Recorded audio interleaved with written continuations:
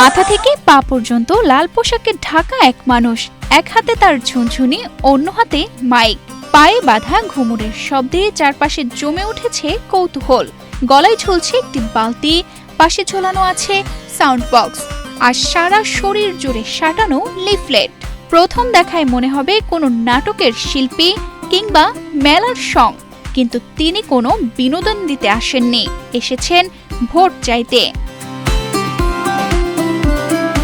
Poster আর miking এর চেনা ভিড় ভেঙে নাটক আর অভিনয়ের ভাষায় ভোটারদের দৃষ্টি কাটতেই এই ব্যতিক্রমী সাজে নির্বাচনী মাঠে নামা।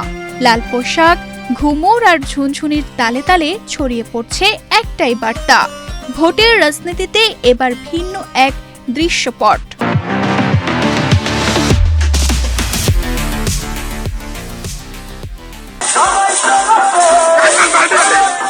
জাতীয় সংসদ নির্বাচনে ভোটারদের দৃষ্টি আকর্ষণে অভিনব কৌশল নিয়েছেন কুড়িগ্রাম-৪ আসনের স্বতন্ত্র প্রার্থী অধ্যাপক মোহাম্মদ রুকনুজ্জামান শাহীন। কুড়িগ্রাম-৪ আসনের বিভিন্ন হাটবাজার ও জনসমাগম স্থলে রঙিন পোশাকে জোকারকে নেচে গিয়ে অভিনয়ের মাধ্যমে ভোট চাইতে দেখা যাচ্ছে।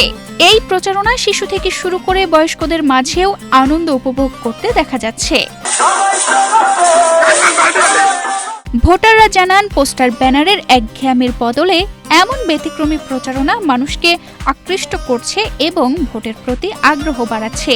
তরুণ ভোটারদের মতে এ ধরনের উদ্যোগেই প্রার্থীর নাম ও প্রতীক দ্রুত মানুষের মুখে মুখে ছড়িয়ে পড়ে।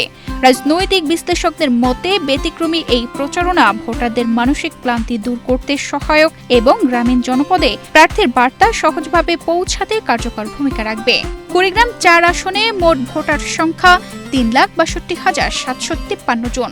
এ আসনে মোট ৭ জন প্রার্থী প্রতিদ্বন্দ্বিতা করছেন। তানজিদা রহমান, ইনায়া, বাংলাদেশ প্রতিদিন।